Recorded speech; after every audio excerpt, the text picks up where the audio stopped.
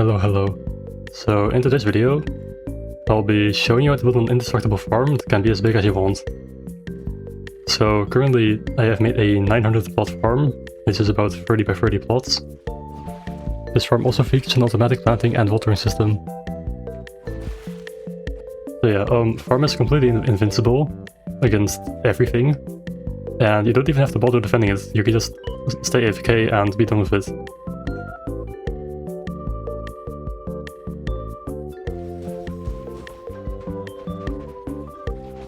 Oh, okay, yeah. After about 10 minutes the raid ends, and after the raid ends the bots will run away and despawn. It's still so laggy for me.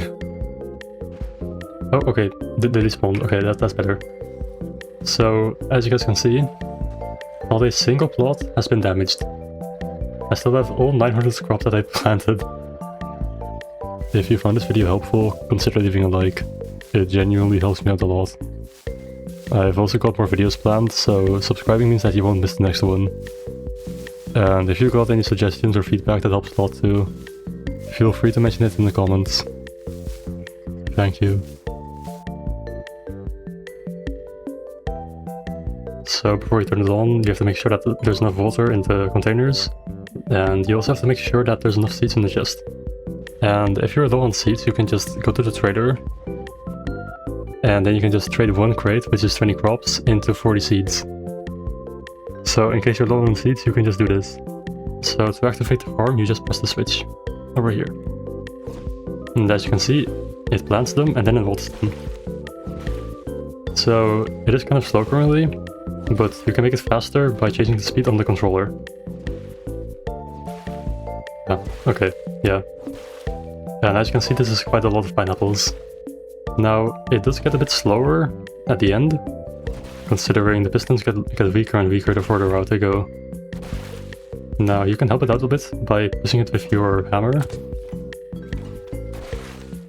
Yeah, and as you can see, everything is watered and planted. And then you can just press the switch again, and then it goes backwards. It does require a lot of water, depending on how big the farm is. And seeds too. So I will now be showing you how this farm holds up against the raid.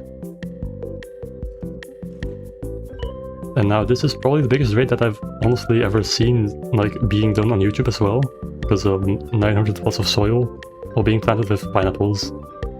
Although the farm doesn't have any ways to actually kill the bots. So the main idea of this farm is that after about 10 minutes, all the bots will just disappear. Anyways, as you can see though, none of the bots have actually gotten in yet. All of the plants are still holding up. So the farm can be kind of laggy sometimes, and especially if you're using high tier crops like pineapples or broccoli.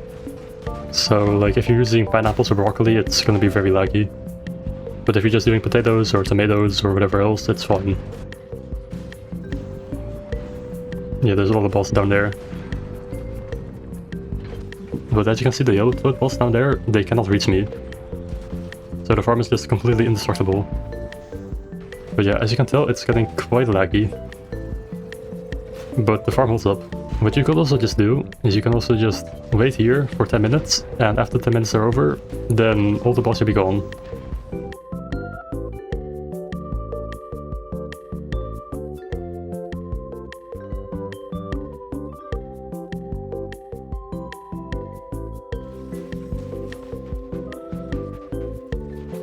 Oh, okay, yeah. This is unplayable. Oh, fuck, my car!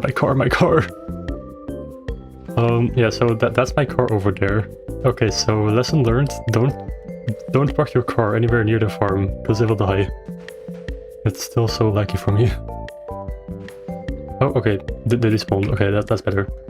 So like, as you can see, all 900 pineapples are still there. Which is very good. Very good.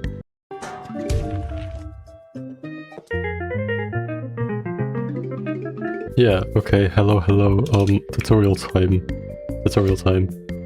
So basically for this farm, I'll be making a 30 by 30 farm, except you can make this about any size that you want, it doesn't really matter. But for this farm, I'll be making it a 30 by 30. So this here is the material list. And so since my farm is 30 by 30 plots, I need 15 water cannons, so basically 1 water cannon per 2 plots of soil. And I will also be using 5 water containers for this, And so each water container is equal to 3 water cannons.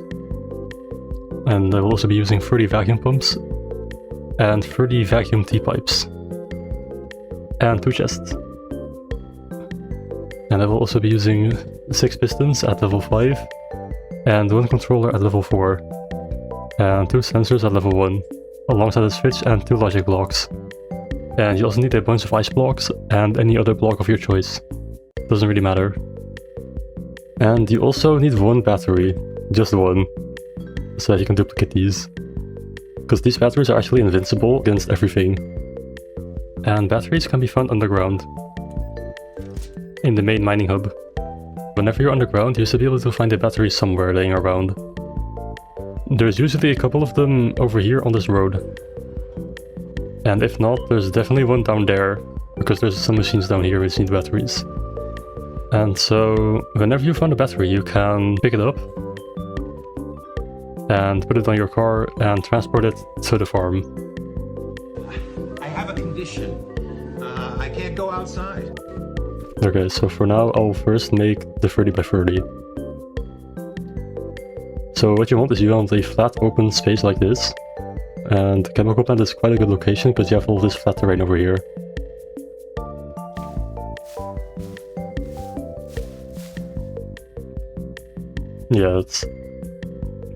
Yeah, I left just enough space for this.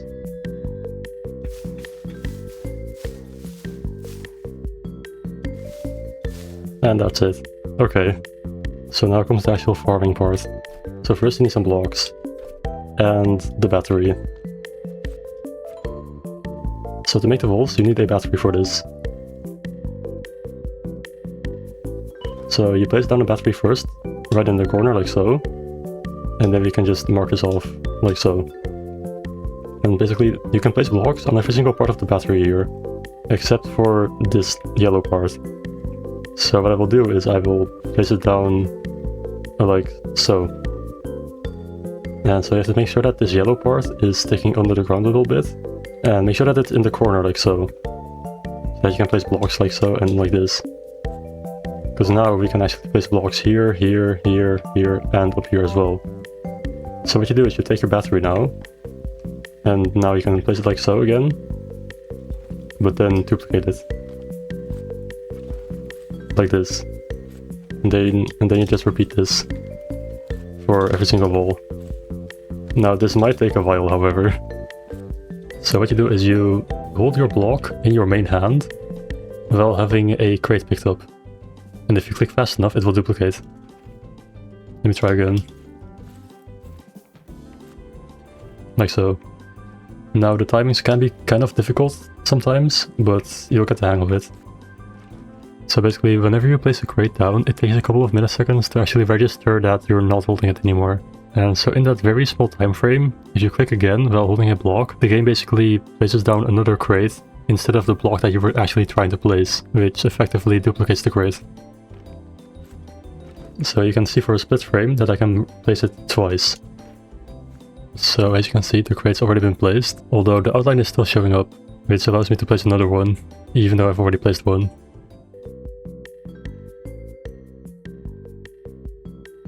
I just realized this actually, but you can go to Steam, and then you can press on Properties, and then on Installed Files, you can click on Browse, and then this folder will open. So you go to Survival, and then you have to go to Scripts, and then Game, and then down here we have survivalgame.lua. Open this, and then if you look for g-survivaldev, press enter. And then if you scroll down far enough until you see this, you can change this to true, and then save this. And whenever you relaunch your game, you can then type /unlimited. Then you also have a creative inventory as well. So you can search up battery and then just place them down. Although you can technically still just do this in normal survival mode without dev mode. Although you can still just make this in vanilla survival, but it would take you a lot longer, which some people might not want to do, which I understand.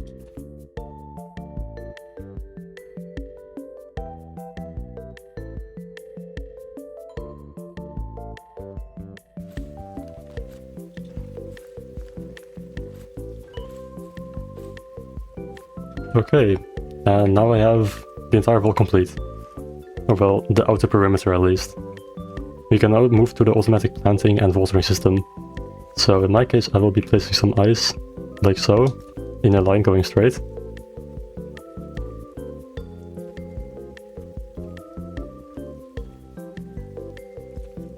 And then stopping over here. And on the other side as well.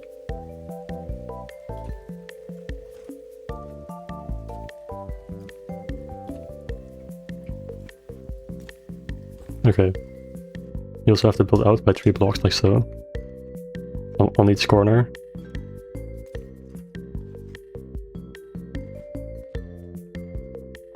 And then we will have to find the middle battery on this. Which should be 1, 2, 3, 4, 5, 6, 7, 8. Then this one here should be the middle one. You go up by about 10 blocks. This should be 10. 5 and 5. Yeah, okay. And then I will place a block here. And then I will place the pistons up here.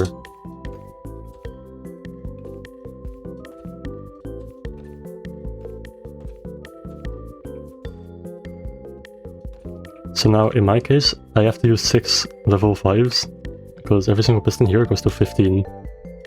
And in total I have 30 by 30. And every single soil is about 3 blocks long. So basically, I got 30 times 3, which is 90. So my entire farm is about 90 blocks in this way. And so each piston does 15, and if you multiply 15 times 6, you get 90. Okay, yeah. And so in most cases you would put a switch on the pistons, like so. But by doing it like this, all pistons activate at the same time, which makes it go kind of fast. And if your farm is small enough, this can actually work, but for me, this won't work. So in my case, I will put a controller down here, and put the switch into that controller. And then I will put the controller into the pistons. So when you go into the controller, so basically we skip the first one, and then one goes to 15 over here, and then the second one goes to 15 but over here instead. So there's like a 1 gap spacing in between them every single time, like a staircase almost. And I will put the speed onto 2 here.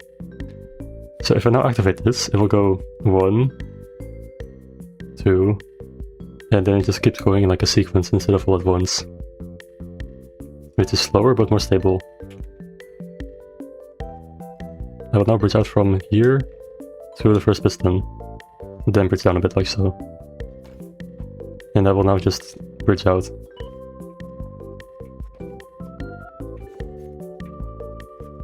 And also modify this so that it's a bit longer. Like so.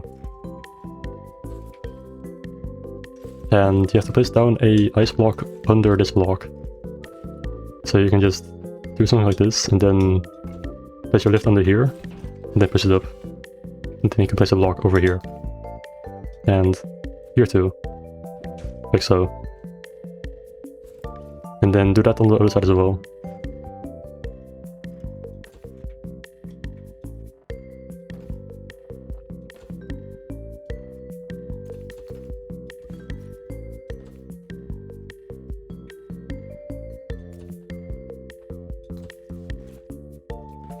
Okay, there you go. And so after I press the switch, it should move smoothly. As you can see. Yeah, okay. So just in case, I will also move bridge out by 4 like this, and like that.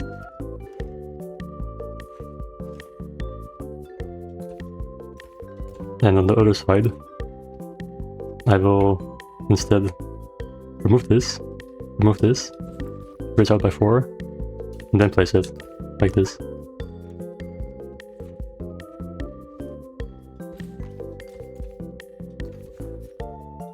Okay, very cool. And now it should be done for the watering system and the planting system. It might also be helpful to build out by 1 block over here, like so. Then make another line going this way. So that the recoil from the water cannons doesn't push it upwards.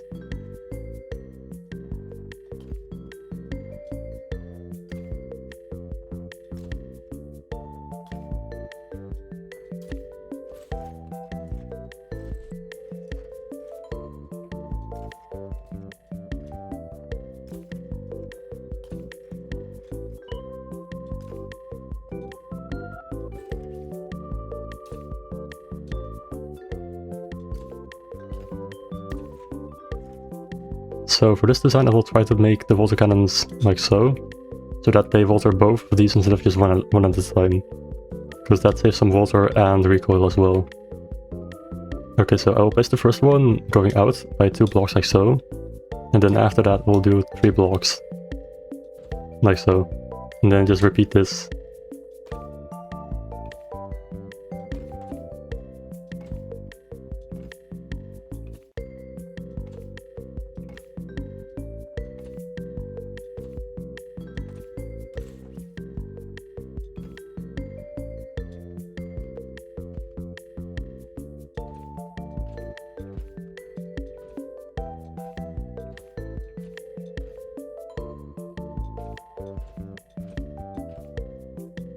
Okay, and the final one should just leave a 1 block gap over there.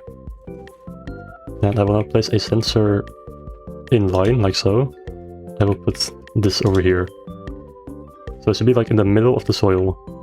So like this one over here is like this, and then the next one should be over here. With a 2 block spacing every single time. So it's just 1, 2, then on the first one you place 1, 2, 3, place 1, 2, 3, place. You only have to do this on this line, but not on the other one. And you only have to go about this far. And now I will grab a logic gate and put it into there. And I will now put the sensor into the logic gate. And I will also hook up this switch to the logic gate. So now whenever you press the switch, it goes forwards and it activates the water cannons every single time that the sensor detects the block. And then you just put the water cannons into the logic gate.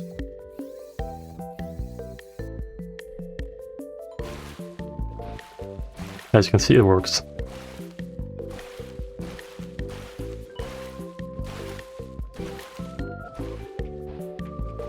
And when going backwards, it doesn't activate. As you can see, because the logic gate is missing the switch. I will now build the automatic planting system. So now from here, bridge out by 2, so that it's in line with the logic gate. And then you place a pump up like so. That there's a 1 block spacing in between here. So after you place your vacuum pump, it should be in line with this part. So it should be facing down like this, instead of the middle where the soil is. And then you just continue placing them along this line. And now on this corner here, build out into the vacuum pump, so that it's also connected here. And now I will be placing my vacuum pumps.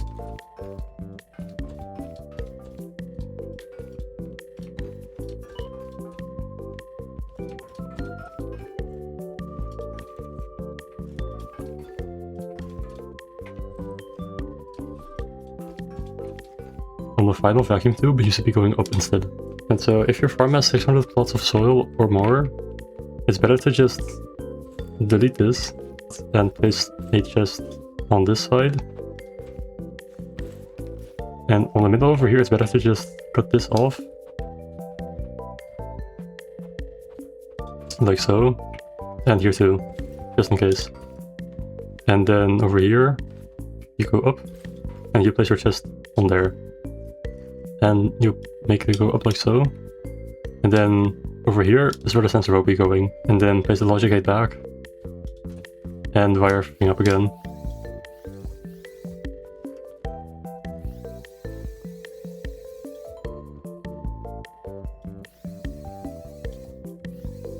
As you can see, it's also sagging quite a lot. So it can help to place about 5 more ice blocks like so. And removing this.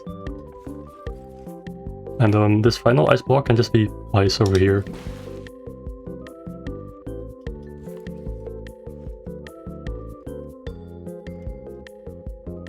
Like so. And now I should also recommend removing this part. And doing the same on the other side as well. And now you should also make this part here wider as well.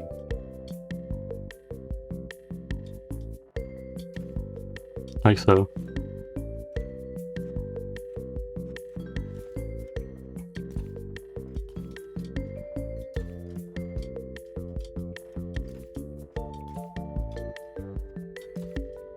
Okay, and now we place this here.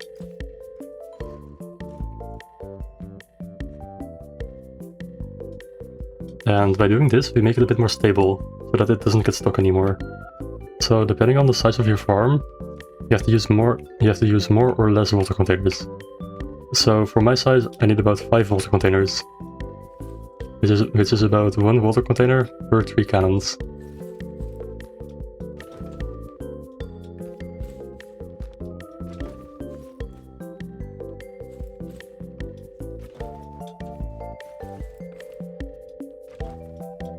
So for the first water container, I will be doing 1, 2, and 3. And for the second water container, I'll be doing 4, 5, and 6, and so on. You get the point. I will now test the farm out to see if everything works. So just for testing purposes, I'll be using cotton for this, because cotton seeds don't actually start raids. And pigment flowers also don't start raids either. Although whenever you test the farm out, I do recommend making a backup just in case it doesn't work. So you can always just go back and fix what doesn't work. So I will press the switch, and it should work. So, as you can see, it places and then waters them. See? Yeah. So it works perfectly fine. It does get a bit harder to move further on, because the piston strength goes down, but it should be enough. And this final ice block can just be ice over here, so that it actually waters the final ones. And then when you press the switch again, it should go back. And as you can see, I barely have enough water to fill the farm up. And if it still moves slowly, you can just double up the ice, like so, which should help it glide faster. Currently, it only works with pigment flowers and cotton seeds, because there isn't a defense yet. So I will now be showing you how to build the actual defense part. So for the farm defense, you need 1 battery again, and you have to duplicate it. Okay, so after you have your battery, you basically make another row going this way and this way. So after you're done placing another layer, you now have to build upwards by a couple of batteries. So for the corner parts, we place it like so that there's room over here. Although by doing like this part here sticks out just a little bit, but that's fine. And then we do this about 2 more times. Except the top one, you place down like so. And after you've gone up high enough, you can grab another battery.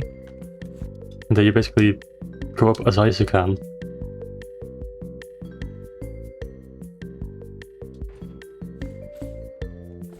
And now build this setup on every single corner. So after all of the corners are now placed, we can now just place down some more batteries over here, so that the yellow part is facing outwards. And then the top one we place down like so. And then 1 more battery up top, like so. And now we just have to repeat this on every single wall. And then it's almost done.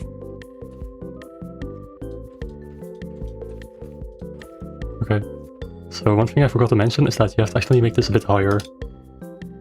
Like so.